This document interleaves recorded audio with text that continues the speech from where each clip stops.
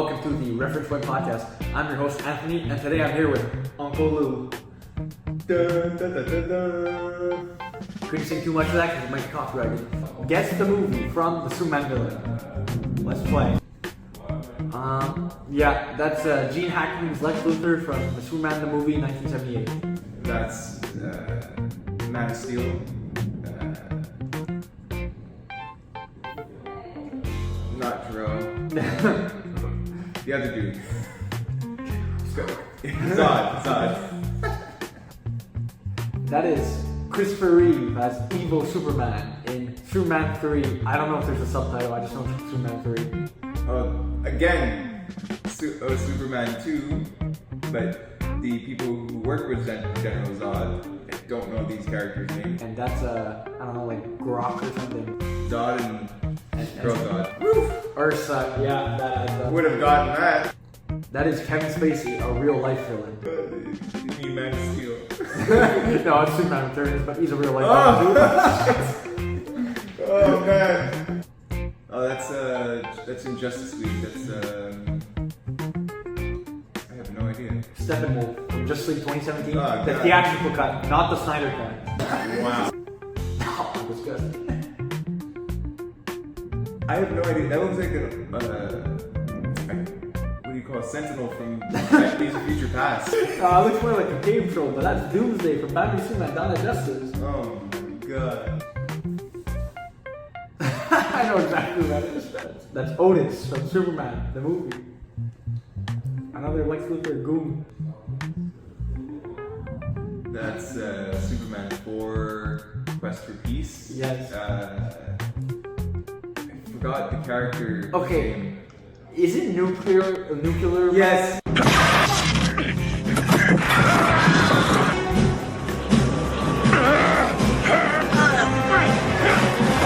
It sucks so bad, man. Yeah, it did. It's so bad. Today, we're here reviewing Superman, James Gunn Superman. So, let's get right into it.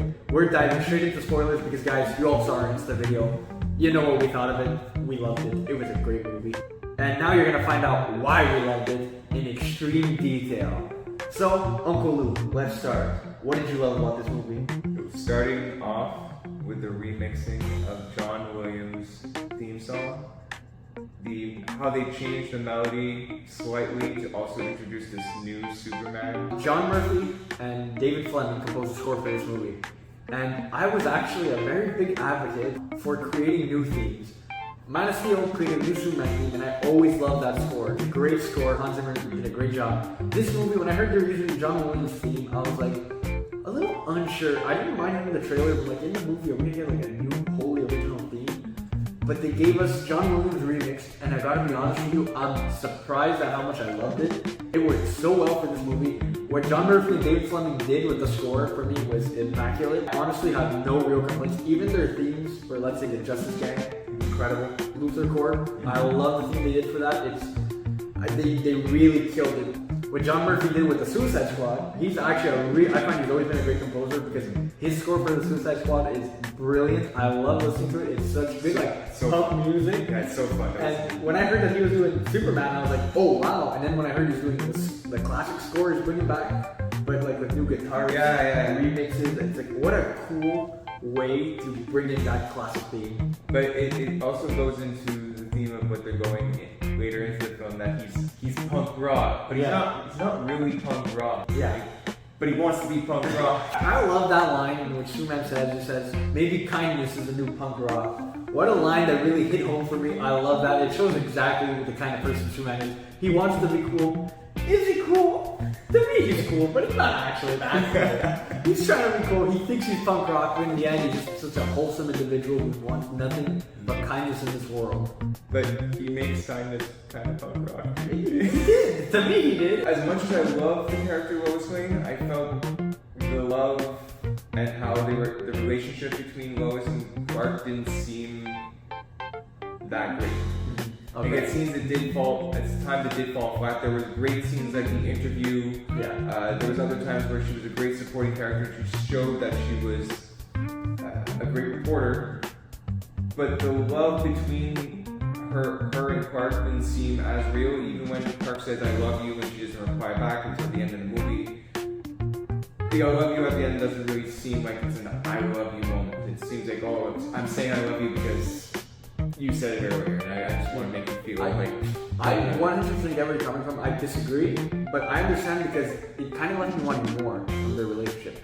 I bought into it, I believed it, but I wanted more. The movie is so quick-paced that you don't get time to breathe on these small character moments of romance and whatnot. You get the interview scene between Lois and Clark, and that's about the biggest thing you get from them. That's true. And later on in the movie, they're kind of like separated. She's on her own adventure, he's on his own. And you have to, and it doesn't cross over as much as I wanted. I wanted more. Even more from Daily Planet.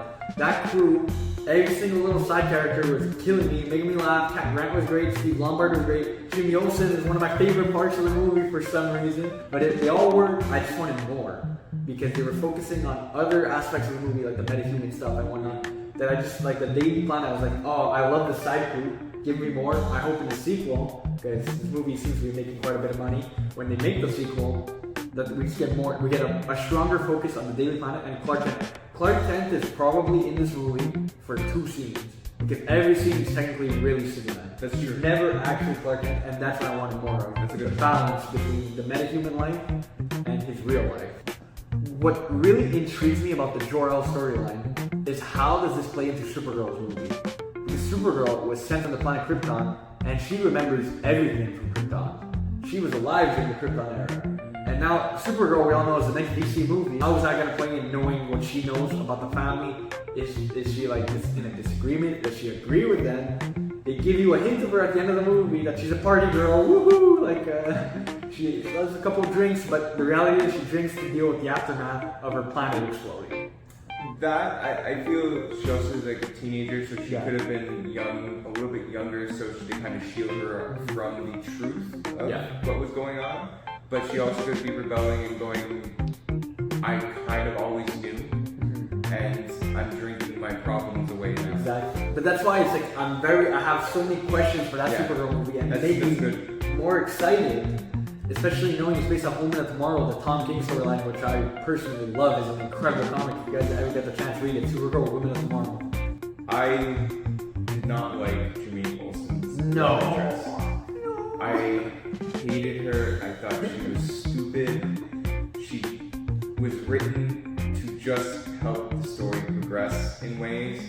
I feel like characters like this are always in movies just to push the story forward, but are so dumb. It's so funny you say that because I kind of get where you're coming from, but that storyline was so funny to me and so great. Like it felt a little Silver Age, like Silver Age comics, and it just, but it like I understand why you don't like it, but man, it just worked for me. I kind of love stupid stuff sometimes, and that for me was like even the scene when they're meeting in the alley, and she's just like, yeah, let's torture a dog, and the guy's face like, what? You burying the lead completely. It's so funny, and that Jimmy Olsen, it's such a funny character trait to bring in. Like Jimmy Olsen is a womanizer, but he doesn't want to be and doesn't understand why he is, because that is like a big comic thing sometimes. Like they sometimes do like, yeah, he fell in love with an alien and the alien loves him for some reason. Jimmy Olsen, a regular guy. It's such a great storyline and it's so fun to the movie. Like it adds such a layer of fun. It's a little plot convenience in that like, yeah, that's how they find out in the background that Lex Luthor wants to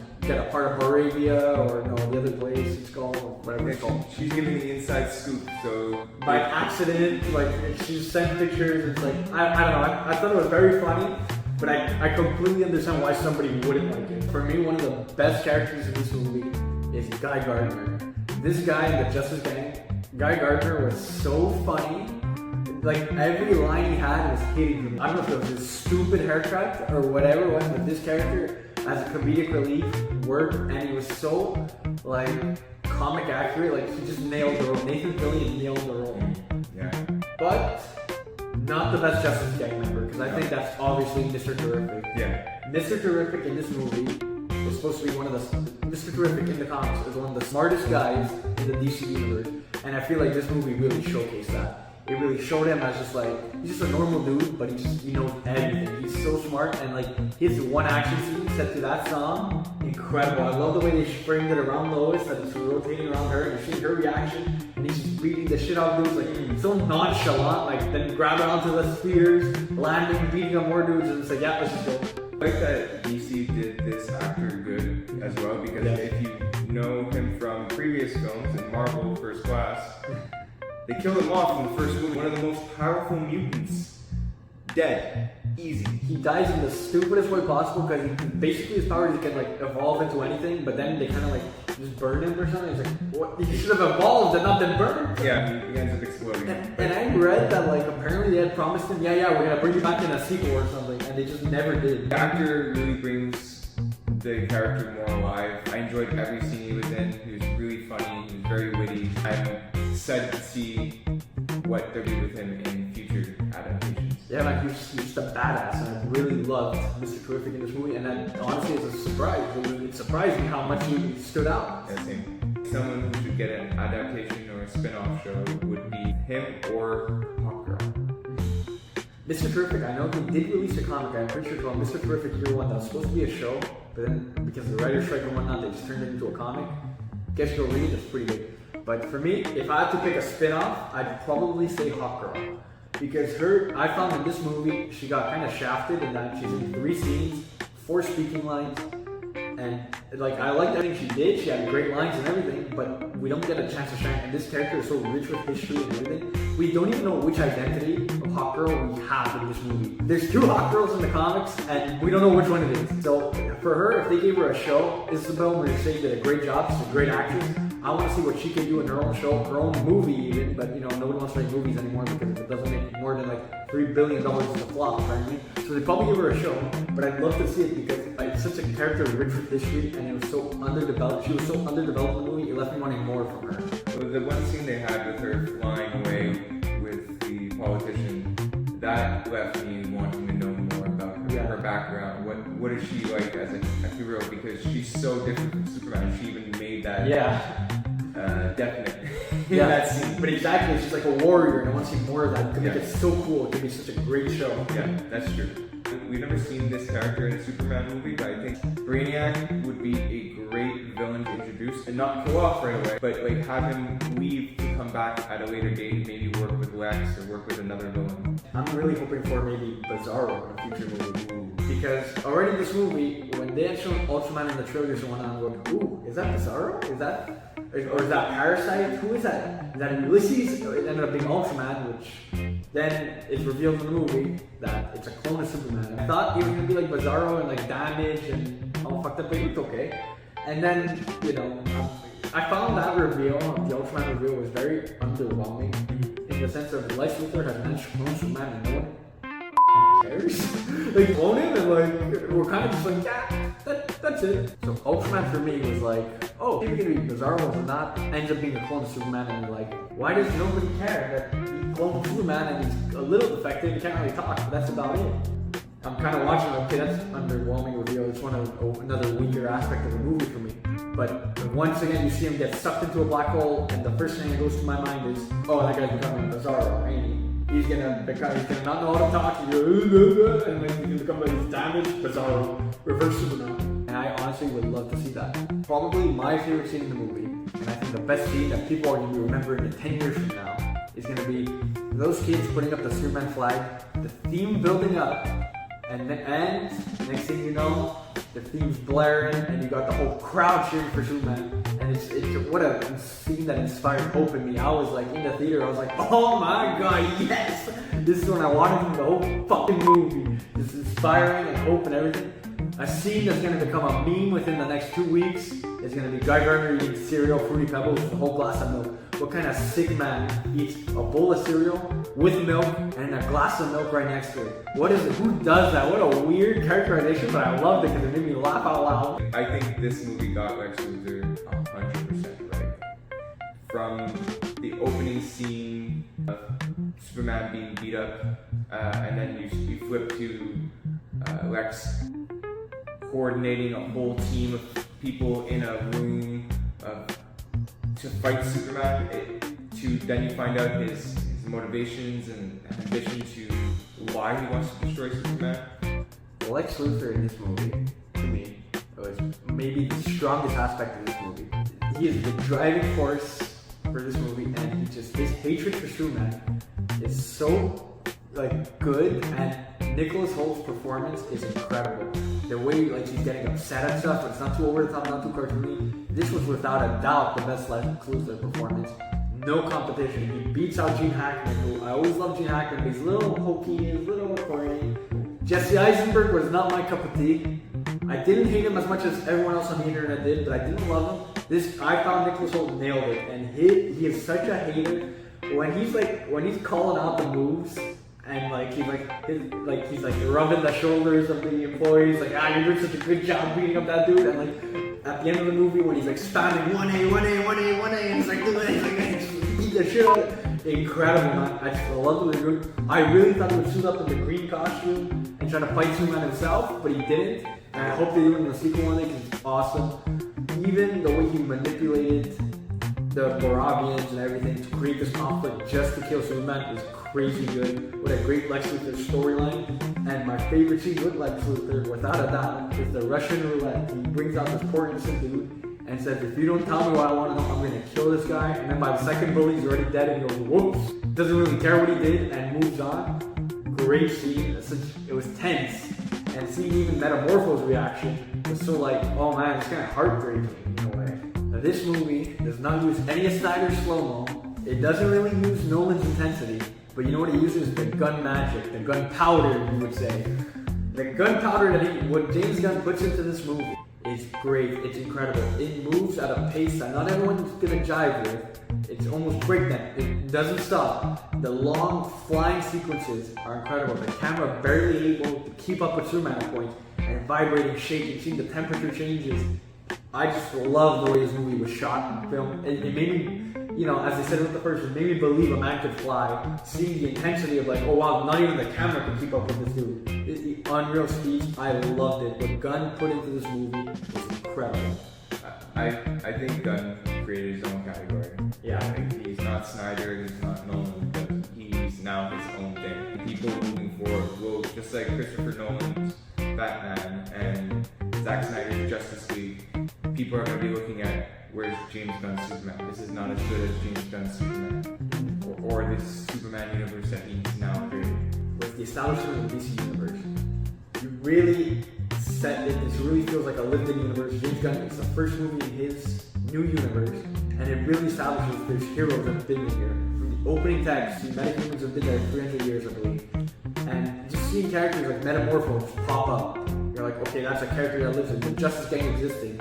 And in the Hall of Justice, you see on their mural, you see the JSA, the Justice Society of America. I mean, heroes have existed. I'm pretty sure I saw Wildcat up there. I don't know if they put Jay Garrick or anyone else, but I remember seeing Wildcat. This universe looks lived in, and the future of this universe is bright. Already there's some setup for Supergirl with all the Krypton stuff, and even her showing up at the end saying, hey, where's my dog? I need my dog. Because the dog has to be in the sequel, because everyone loves the dog. I love the dog, big dog. But that to me is it sets up a great Supergirl movie. Even Lanterns coming out next year, and apparently Guy Gardner's in that, so you're gonna get something with Lanterns. I can't wait to see what this universe is bringing for us in the future. I like the commentary they did of immigration and of what we're living in now. I do think they're also going to touch on other subjects that we're living in the present. I think they may even touch upon technology and AI. That's why it may lean towards more Brainiac.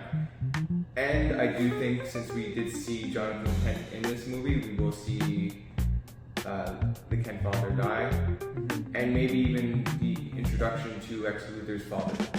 Because if we notice, it wasn't LexCorp, it was Luthor Corp. So meaning that it's still the family name, so he could still have involvement or power within the company. So it could be the battle of the dads, and that could be another spin-off or another storyline they could touch upon. I think there's many things that they could do, and I am, like you, excited to see what's to come, because I think everyone in this film did a stellar performance, and they left me wanting more to find out more about them. What you said about the fathers is very interesting, because I find James Gunn is clearly not straight away in his projects. So I'm talking about fathers and whatnot, and seeing how sweet he made Jonathan Kent in this movie, just a nice dude, just a guy who wants his son to do good. you know it's gonna be heartbreaking once something happens, and knowing James Gunn, you know it's gonna pull on some James Gunn loves killing people and taking people away from you that you fall in love with. So you fall in love with Jonathan Kent, you're gonna see him die in front of your eyes. Yeah, James Gunn has killed a lot of fathers. Just ask Peacemaker, just ask Star-Lord. Well, he didn't kill Thanos, so not Gamora, but you know, that's 2 fathers out of a couple projects, pretty bad. Something I find even general audiences a lot have complained about is that Superman's boring. A lot of people always found Superman boring, never found him interesting. No offense to Zack Snyder's Man of Steel or anything, I love those movies, I enjoy Man of Steel, but the character is very one-dimensional. He's very like straight-faced the whole movie, doesn't show too much emotion. That's kind of the way he characterized it.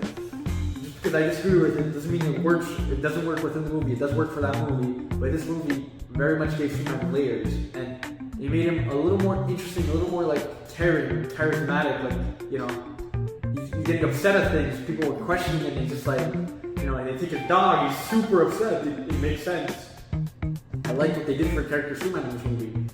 Even just like the way, like I said before, maybe kindness is the new punk rock. It really defines his character, his interpretation of the character. He's the kind of individual who wants to save everyone and anyone. He didn't want to kill the kaiju at the beginning. It says a lot about him. He saved a random squirrel, whereas the Justice Gang is don't even care about the damage they're doing right now. He's saving the dogs, he's saving the squirrels, he's saving people, he's saving everyone. He just doesn't want anyone to die. I think something that fell short for me as a plot hole was, as much as people love Nathan Fillion's performance, like I felt like I prefer a more serious Green Lantern.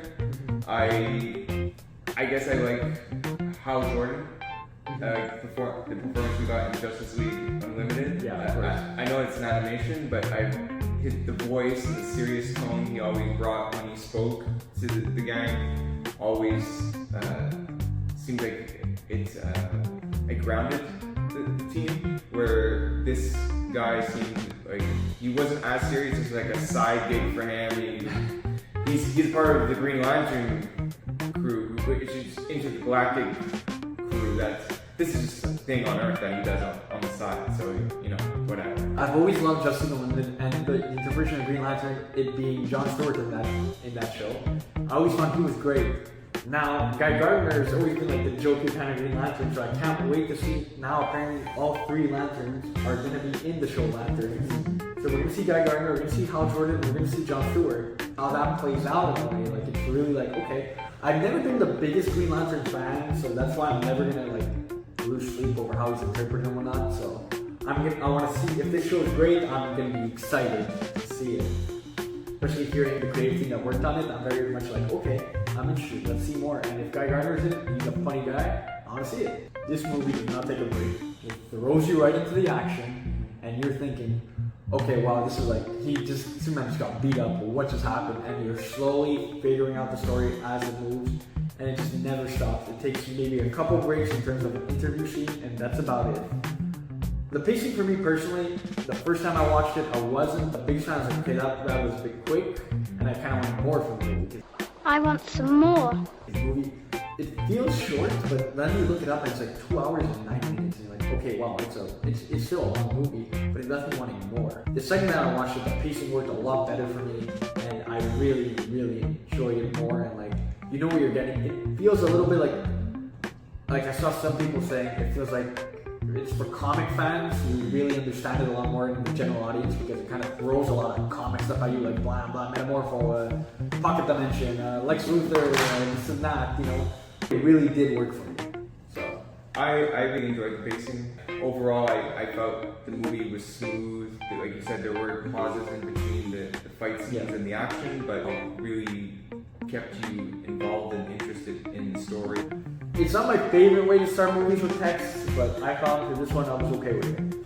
I was completely fine with how they started the movie by jumping right into the action, because we didn't want to see Superman become Superman. We didn't want to see him build up to becoming the hero. We wanted to be immersed in him being Superman and the struggles of the everyday Superman. Because we've already seen Smallville, we've already seen Lois and Clark. We've watched these shows to develop Superman as a person, but we want to see Superman how he is in the world and how do they interpret him? How do they accept him? I don't need to see the planet blow up again. Krypton, I've seen it blown up a couple times. We know it's blown up. I'm pretty sure, did we see it blow up in 78? I feel like we saw it blow up in 78. We saw it in Man of Steel. I've seen it in all the cartoons. It's been a few times. I gotta say, as a dog lover, I loved Crypto in this movie. He was so cute and so like, oh my god, I just wanted to pet him so badly, but I couldn't because he's a CGI dog in a movie. I'm a real life human. I'm a real boy. Thought he was a little scrawny dog at the beginning, but at the end he had my heart, especially when he went after the Ultraman. Yeah, and he's getting all the cameras and stuff. I love that. That was great. It just reminded me of a real dog and that love with his owner. I felt so bad when the engineer like covered his face and was like struggling and That broke my heart. Yeah. I really liked even the scene where like Superman, you know, the Just Gangs fighting the interdimensional imp and Superman's like having a moment with Lois. And he goes and he says it's just a dog, and he goes, but he's not a very good one either, but you know, he's probably sharing alone. And that they really showed who he was. Like, yeah, the dog's he's not a good boy, but you know, he's scared and alone and he doesn't want that. And he was just looking for his dog and stuff. It really, yeah, I love that line. It's those little tidbits throughout the movie, though, that really define the character exactly. of Superman we're being introduced to. What kind of Superman he is. He's not just fighting for true justice in the American way, he's fighting for what he believes is true and good. Exactly. So I feel like that covers pretty much our bases. As we established, we love this movie. Is it a perfect film? Maybe not, but man, did it work for both of us. If you had to rank it among James Gunn's movies, you put it more towards the top or the bottom? Definitely at the top. They're definitely at the top. I would say I would even say it's number one film for me. Oh, so wow. For me, personally, this is going to sound like a disservice, but I love every single one of his movies, so I think it's a little bit more towards the bottom. Oh. I love Guardians. Guardians 1 to me is one of the, it's like probably maybe a hot take, but it's one of the best super movies ever made, like, period. Like, that's a movie I knew that, like, I remember watching it for the first time, like, this movie might never be topped. I love both sequels. Guardians 3 is one of the only movies that I've ever seen in the theater that actually made me cry, because movies don't make me cry no more, but that one actually did. And The Suicide Squad is a movie that I watch like every 6 months because it's just so fun and so funny and like I love it. So this one might be one of his bottom tier ones, but it's so like bad to describe it as that because it's a really, really, really good movie and I'm still gonna watch it a bunch of times. Just for me, James Gunn is such an elite filmmaker that even if you make something slightly off, it's still a great movie. we're gonna play Guess Who. We're gonna be different characters from James Gunn's Superman, and we have a picture above our head here. And we're gonna be asking questions to guess who we are. Am I human? No. Do I have hair? No. Am I male or female? Male. Can I fly? No. Am I Crypto the Superdog? No. Do I have lots of money? No. Am I a part of a team? No, but I'll give you a hint. You're part of a family. So I can fly? No, I can't fly. Am I Jonathan Kent? No. Yeah. Am I Jor-El, Superman's father? No. I'll give you a hint because you got a hint. You can take a punch.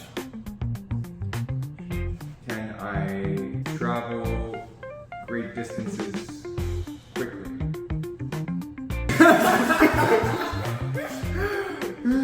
Okay, let me ask you another question. Was I fighting Superman in the movie? Yes. Am I the engineer? No. Am I the giant alien one-eyed thing? Is he the kaiju? The kaiju? Yes. Am I male? Yes. Am I Ultraman? No. I'll give you another hint. Yes. You spend a lot of time in people's hands. Am I Baby Joey? Holy shit! Oh my god! Fucking good! Baby Joey's happy.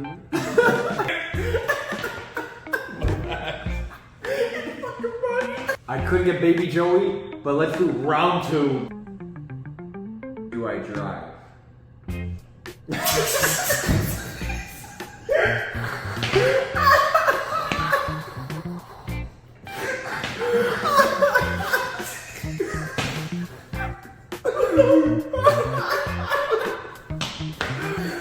the one lady who got saved in the intro? Am I male? No. Am I from outer space? No, maybe. Undefined. Do I fly? Oh my god, you can't answer any of my questions. Undefined. You probably know how to drive a car. Okay, so am I smart? Like Mr. Terrific smart?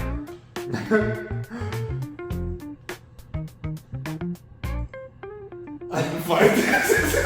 You guys are putting names in the questions. Am I male? No. Do I work at the Daily Planet? Maybe I drive. And maybe I fly. And maybe I'm smart. Do I have a battle scene with Superman? Yes. Am I the engineer? No. Fuck. Am I the engineer? Yes. I knew you were! God damn. Oh man. Obviously she can fucking drive. Was I Lois Lane? Hot Girl. Eve Teschmacher. No. Superman's mom. Ma Kent. No. You're likely the most powerful woman in the movie. I don't even know, man. You're not Martha. Do I live in the Fortress of Solitude? Superman's castle. So I'm not one of the Superman robots. Am I Superman's mom, the hologram? Supergirl. Fuck. God damn it. The only other female we didn't name, round 3. But I got cooked in the first 2 rounds. Round 3. Let's do this. Am I male? No. I don't know.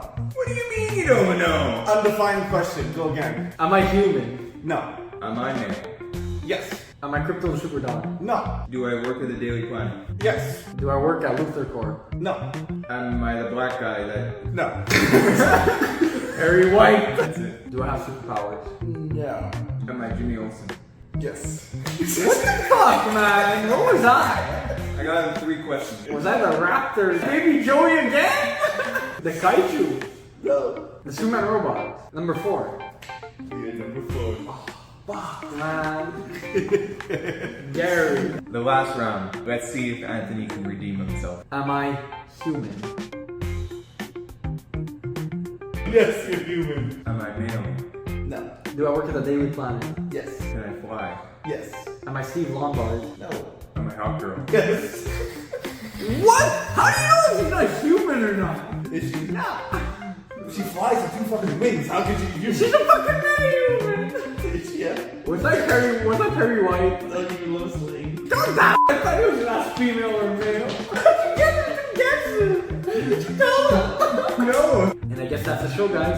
If you like what you see here, don't forget to like, subscribe, and leave a comment. Did you agree with me? Did you agree with UncleLou? Did you disagree with both of us? Do you think it sucks if Zack Snyder did a better job? Valid opinion. Let us know. Comment below. And thank you, Warner Brothers Canada, Montreal Comic Con, and Cineplex for this amazing event and this amazing comic book. We had such a good time watching it. At the first, they told us it was one of the first Canadian screenings of the movie.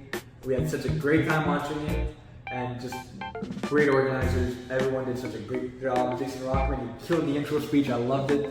And guys, don't forget to support local comic stores. That's the show.